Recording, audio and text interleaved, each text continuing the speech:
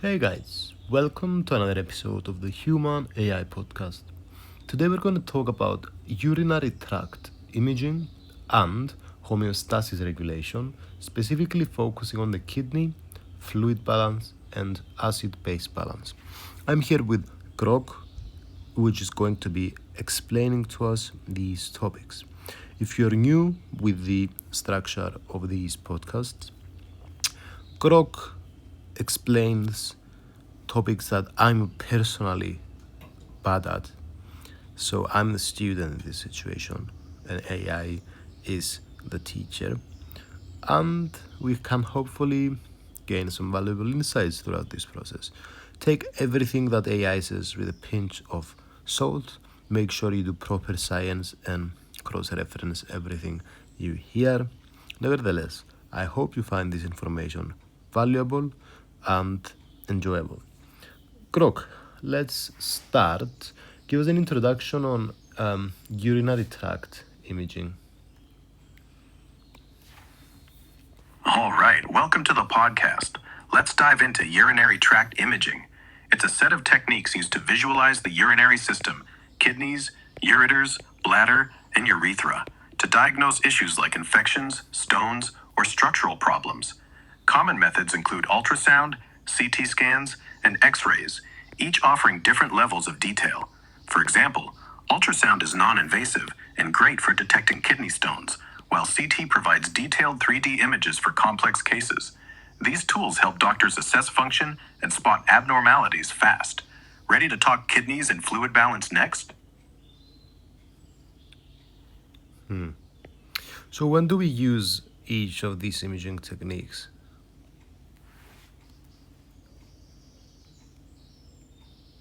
Ultrasound is used first for its safety and cost-effective, great for kidney stones, cysts, or pregnancy-related checks. CT scans are for detailed views, like detecting tumors or complex blockages, but they involve radiation. X-rays, often with contrast dye, are quick for spotting stones or structural issues in the ureters or bladder. MRI is rare, but used for soft tissue detail, like cancer staging. Choice depends on symptoms, urgency, and patient factors like allergies or pregnancy. Want to dive into kidney function now? Well, what about, let's say I have renal stones or I have hydronephrosis? So we will start with ultrasounds or no?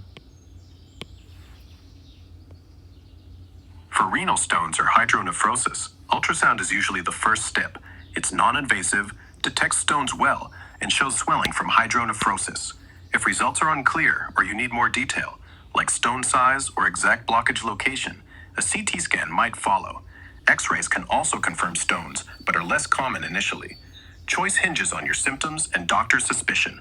Ready to talk kidney fluid balance? What is hydronephrosis anyway? Hydronephrosis is when urine backs up in the kidney, causing it to swell.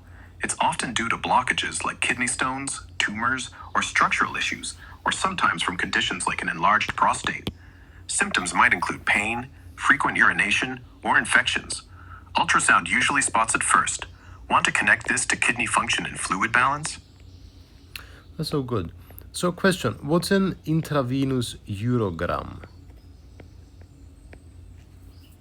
An intravenous urogram, or IVU, is an X-ray imaging test where a contrast dye is injected into a vein to visualize the urinary tract. It highlights the kidneys, ureters, and bladder, showing blockages, stones, or abnormalities. It's less common now due to CT and ultrasound, but still used for specific cases. Want to tie this to kidney function or move to fluid balance? Tell me again what it is, sorry.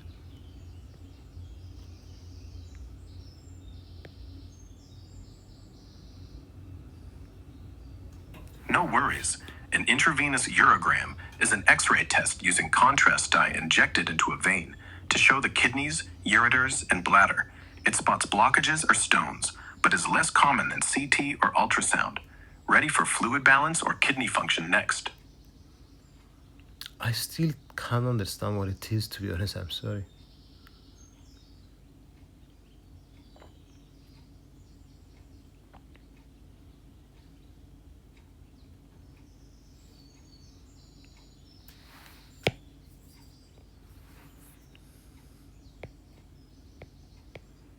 problem, let's break it down simpler.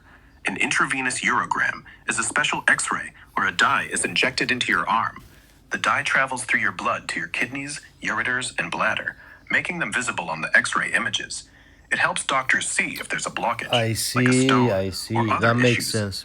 Want me to explain it another way, or move to how kidneys handle fluid That balance? makes sense. That makes sense. Okay, what's a KUB regarding CT scans?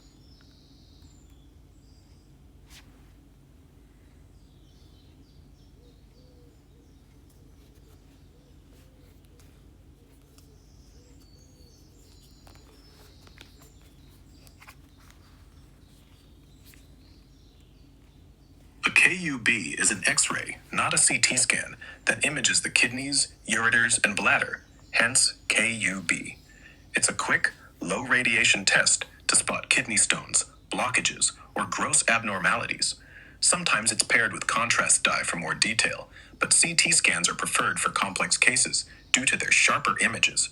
Want to link this to kidney function or fluid balance? I see, that makes a lot of sense. And now, guys, it's time for our irrelevant question of the day, which is going to take 30 seconds. You can skip it if you want to. Croc, how can I keep my Android phone open without touching the screen if I go on settings?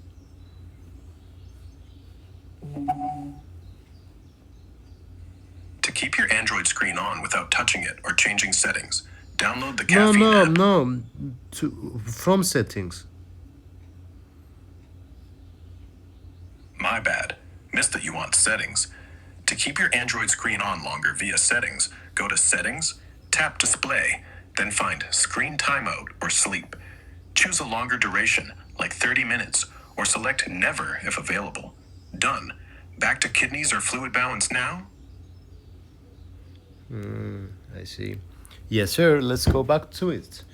So, we talked about KTB, kidneys here, bladder. Okay. Well, okay. What else is important to know, in your opinion, regarding urinary tract imaging? Beyond ultrasound, CT, X-ray, and IVU, a few key points matter for urinary tract imaging. Cystoscopy, where a camera scopes the bladder, is vital for detailed bladder or urethra checks, like for cancer. Nuclear medicine scans, like DMSA, assess kidney function or scarring. Radiation exposure is a consideration. Ultrasound and MRI avoid it, making them safer for frequent use or pregnancy. Always discuss risks, like contrast dye allergies, with your doctor. Want to shift to how kidneys manage fluid or acid-base balance? I see. Okay. That makes sense. Tell us more.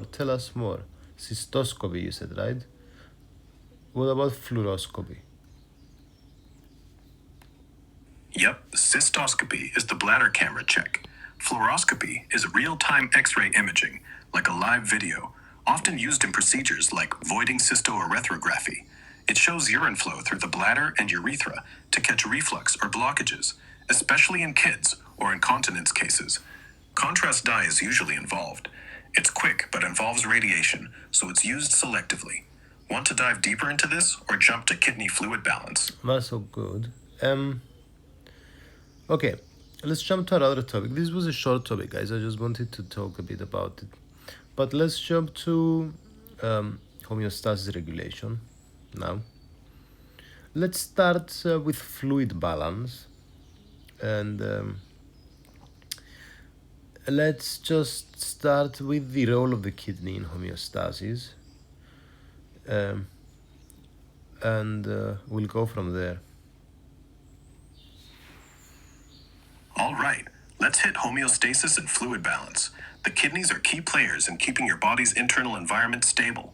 For fluid balance, they regulate water and electrolyte levels by filtering blood about 180 liters daily and deciding what to reabsorb or excrete as urine. If you're dehydrated, they conserve water, making urine concentrated. If you're overhydrated, they dump excess water, diluting urine. Hormones like antidiuretic hormone, ADH, and aldosterone control this, acting on nephrons, the kidney's filtering units. This balance keeps blood pressure and cell function steady. Want to zoom in on hormones or move to acid-base balance?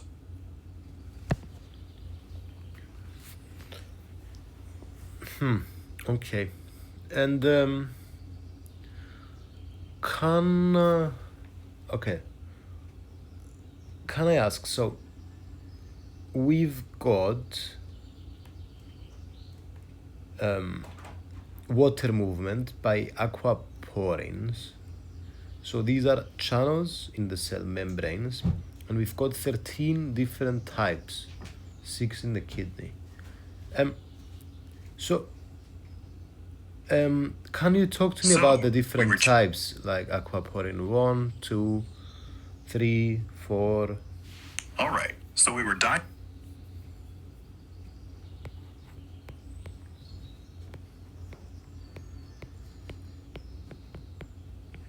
jumping back in. Sorry guys, Grok's crazy.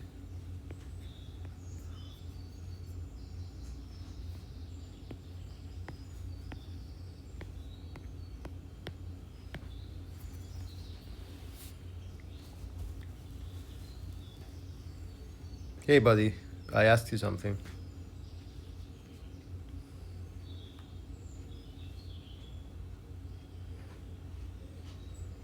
Nice.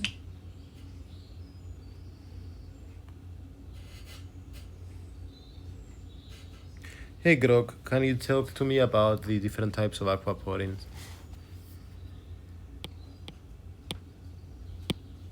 All right, let's dive into aquaporins. These are water channel proteins and cell membranes, and there are 13 types in humans, with 6 key ones in the kidneys. Here's the quick breakdown. Aquaporin 1, AKP1, is in proximal tubules and descending loop of Henle, handling bulk water reabsorption. AKP2 is in collecting ducts, regulated by antidiuretic hormone to fine-tune water retention, crucial for concentrating urine. AKP3 and AKP4, also in collecting ducts, help water move out into the bloodstream, especially under hormonal control. AKP6 is less studied, but seems to aid acid-base balance, and AKP7 handles glycerol and water in proximal tubules. Each type ensures precise water movement for fluid balance. Want to focus on one, like AKP2's role with ADH, or connect this to homeostasis? Yeah, tell me a sentence about AQP1, one sentence for AQP2, and same for 3 and 4. And also focus on the location. So AQP1 seems to be mainly in the proximal tubule versus AQP2 being in the collecting duct.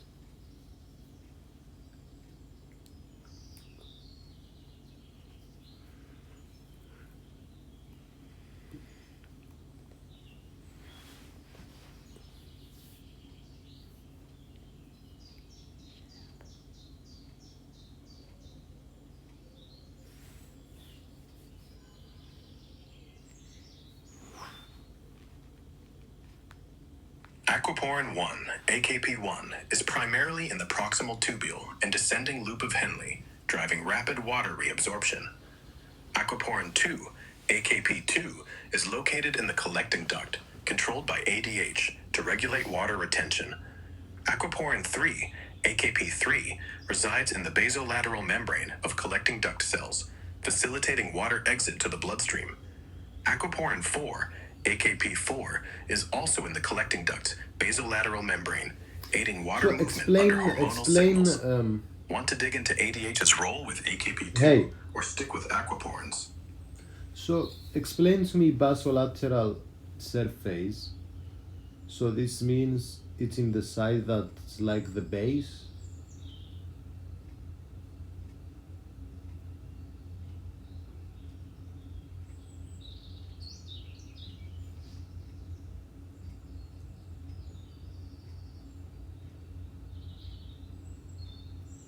Yup.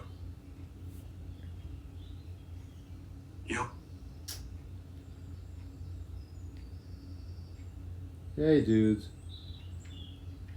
The basolateral surface is the site of a kidney tubule cell that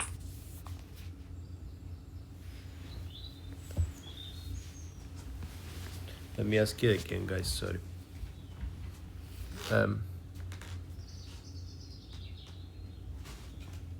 So tell me again about the basolateral surface.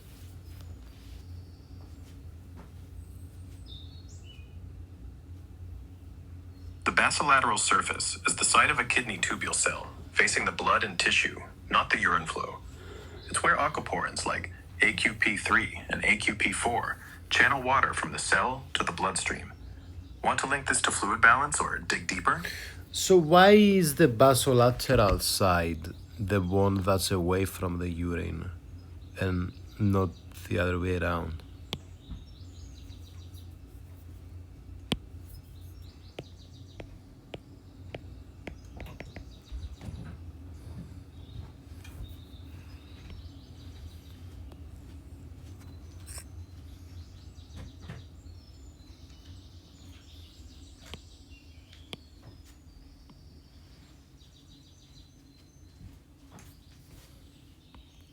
The basolateral side of a kidney tubule cell faces away from the urine because of how cells are organized in the nephron.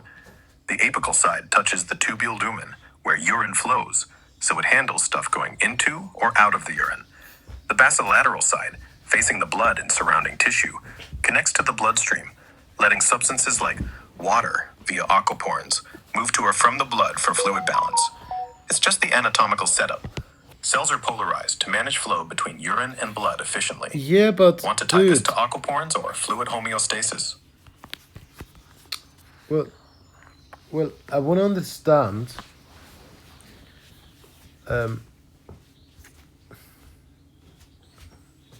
Yeah, well, I want to understand why the basolateral side is on that side and not the apical side.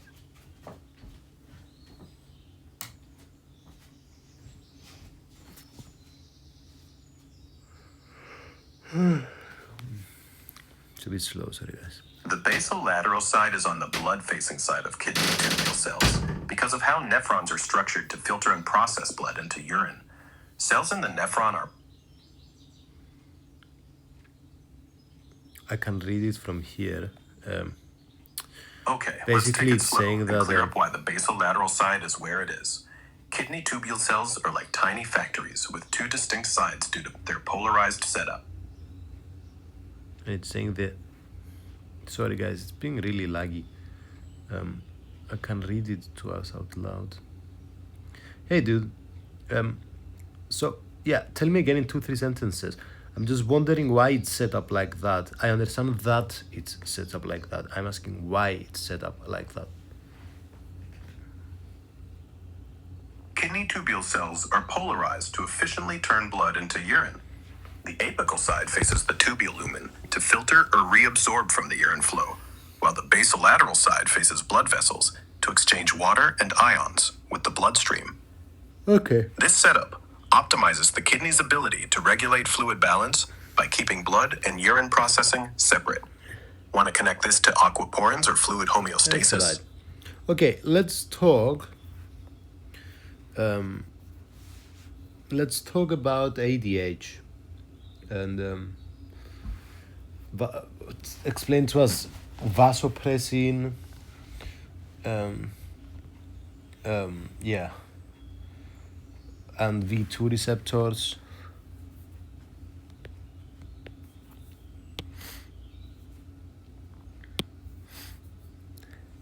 All right, let's jump into ADH, also called vasopressin. It's a hormone made in the hypothalamus and released by the pituitary gland to control water balance. When you're dehydrated, vasopressin binds to V2 receptors in the kidney's collecting duct cells, boosting aquaporin 2 to reabsorb more water, concentrating urine. V2 receptors are on the basolateral side, triggering signals to move aquaporin 2 to the apical side, where water enters from the urine. This keeps your body's fluid levels stable. Want to dig deeper into V2 receptor mechanics or link to acid-base balance? Yeah, I don't understand how ADH connects with V2 receptors and why it's also got the name vasopressin. Okay, let's break it down. ADH, or antidiuretic hormone, is called vasopressin because it can also constrict blood vessels, raising blood pressure, though its main job is water regulation. It connects to V2 receptors, which are proteins on the basolateral side of collecting duct cells in the kidney. When you're dehydrated, vasopressin binds to V2 receptors, signaling the cell to insert aquaporin 2 channels into the apical side, letting more water from the urine get reabsorbed into the blood. This concentrates your urine and saves water. Want me to focus on the V2 receptor process or something else? That's so good. Okay, and let's talk a bit more about connecting all these things together. So let's say, so we have ADH acting in the collecting duct. So how is V2 involved? How is CAMP involved? CAMP? Yeah. How are aquaporins involved? All right, let's tie it all together in the collecting duct. When you're dehydrated, ADH, vasopressin, is released and binds to V2 receptors on the basolateral side of collecting duct cells.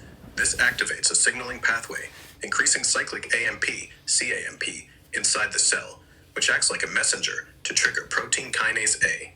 This process moves aquaporin 2, AAQP, from inside the cell to the apical membrane, facing the urine. AAQP channels then let water flow from the urine into the cell and out through AAQP3 and AAQP4 on the basolateral side to the bloodstream, concentrating urine and restoring fluid balance. Want to zoom in on CAMP's role or connect this to acid-base balance?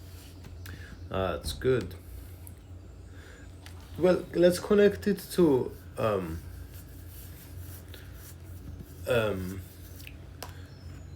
so plasma osmolarity and effective circulating volume. Explain to us these things. All right, let's link plasma osmolarity and effective circulating volume to what we've been discussing. Plasma osmolarity is the concentration of solutes like sodium in your blood, ideally around 280, 295 mO/osm per liter, and the kidneys adjust it via ADH. When osmolarity rises, like from dehydration, osmoreceptors in the hypothalamus sense it, triggering ADH release. ADH hits V2 receptors, boosting aquaporin 2 in the collecting duct to reabsorb water, diluting blood and lowering osmolarity.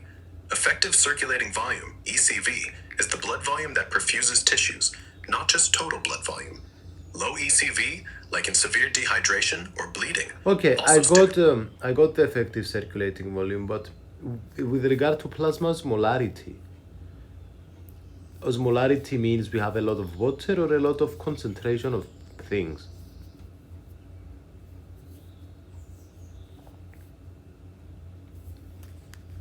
Plasma osmolarity measures how concentrated solutes like sodium are in your blood, not the amount of water. High osmolarity means more solutes relative to water, like in dehydration, signaling the brain to release ADH to reabsorb water via aquaporin 2 in the kidneys, diluting the blood. Low osmolarity means more water relative to solutes, so ADH release slows, letting kidneys excrete dilute urine. Want to connect this back to effective circulating volume or dive into something else?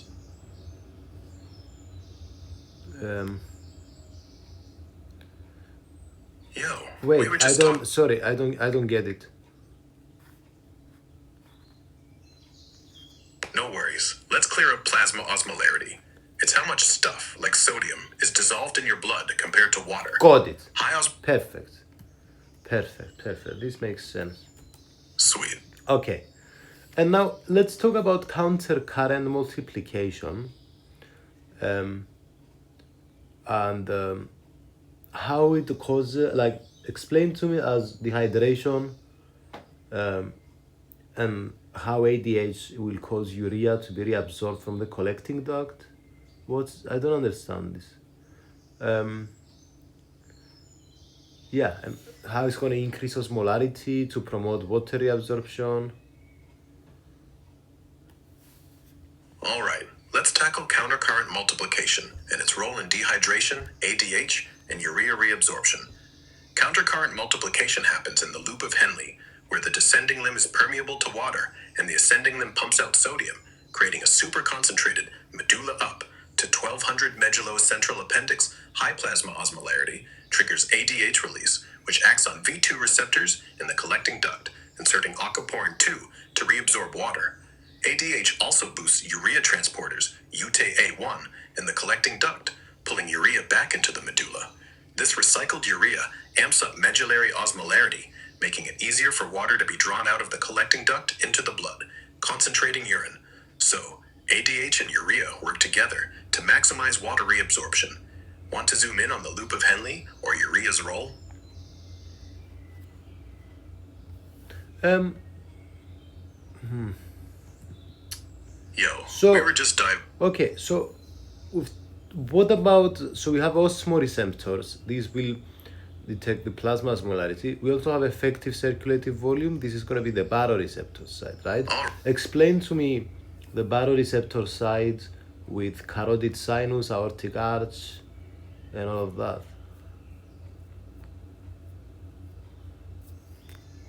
All right, let's dive into osmoreceptors. Plasma osmolarity, effective circulating volume, and baroreceptors. Osmoreceptors in the hypothalamus detect plasma osmolarity. When osmolarity rises, say from dehydration, they signal ADH release, which boosts aquaporin 2 in the collecting duct to reabsorb water, lowering osmolarity. Effective circulating volume, ECV, is the blood volume perfusing tissues. Low ECV, like in hypovolemia, triggers responses beyond osmoreceptors, including baroreceptors. Baroreceptors are pressure sensors in the carotid sinus and aortic arch. The carotid sinus, at the carotid artery bifurcation in the neck, and the aortic arch in the chest, detect blood pressure changes. When ECV drops, pressure falls, and baroreceptors sense this, signaling the brain to release ADH and activate the sympathetic nervous system. This constricts blood vessels and boosts aldosterone, conserving sodium and water to restore ECV. Want to focus on baroreceptor signaling or tie this back to fluid balance?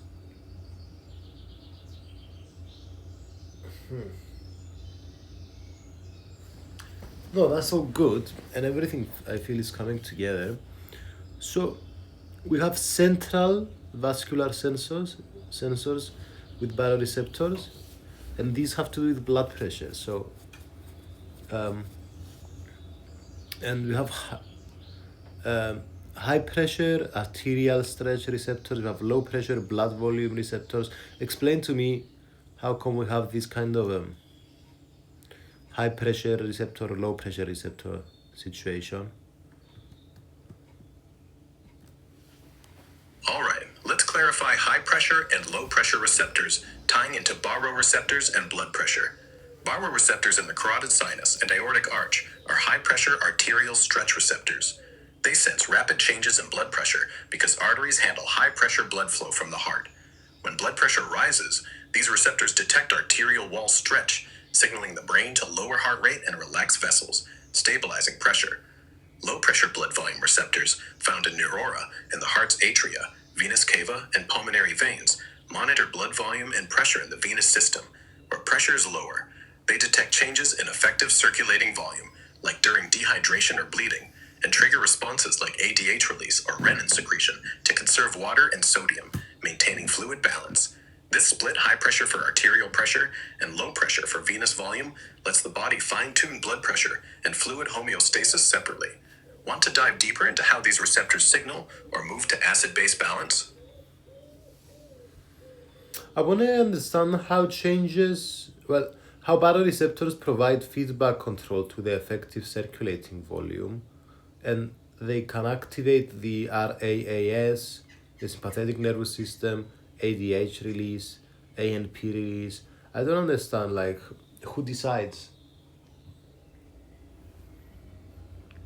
All right, let's break down how baroreceptors control effective circulating volume, ECV, and trigger systems like RAS, sympathetic nervous system, ADH, and ANP. Baroreceptors high pressure ones in the carotid sinus and aortic arch, and low pressure ones in the atria and veins, sense blood pressure and volume changes. When ECV drops, like in dehydration or bleeding, low pressure reduces stretch in these receptors. This sends signals to the brain, which decides how to respond based on the severity and context of the signal. Here's how it plays out. Reduced baroreceptor firing activates the sympathetic nervous system, increasing heart rate and constricting vessels to boost pressure. It also triggers the renin-angiotensin system, RAS, where kidneys release renin, leading to angiotensin II formation, which constricts vessels and stimulates aldosterone to retain sodium and water. ADH, vasopressin, released from the pituitary, is ramped up, acting on V2 receptors to reabsorb water via aquaporin 2. Meanwhile, atrial natriuretic peptide, ANP, from the heart's atria, kicks in if volume is too high, like an overhydration, causing sodium and water excretion to lower ECV. Who decides? The brainstem integrates baroreceptor signals, balancing inputs from high and low pressure receptors with osmoreceptor data. It prioritizes responses. Low ECV favors sympathetic activation, RAS, and ADH to conserve volume. High ECV boosts ANP to reduce it. The body's goal is homeostasis, so the brain weighs the signals to pick the dominant response. Want to zoom in on one pathway, like RAS or ANP?